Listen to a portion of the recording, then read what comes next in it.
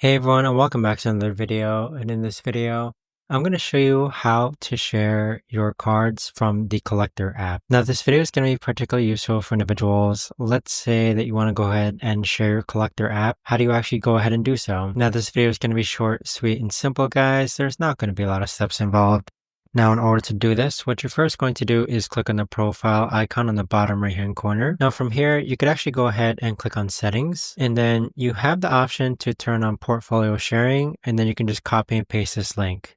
So as you can see, I've copied this link in order to go ahead and share my portfolio from the Collectr app. Now, if we go into a notepad and then copy and paste that link, this link here will actually take me to my portfolio on the Collectr app. But there you have it, guys. That right there is the best and easiest way that I know of to actually go ahead and share your profile on the Collectr app. If you guys know of a better or easier way to actually do this, let me know in the comments down below. I would love to know. Thanks so much for watching, everyone, and I'll see you guys all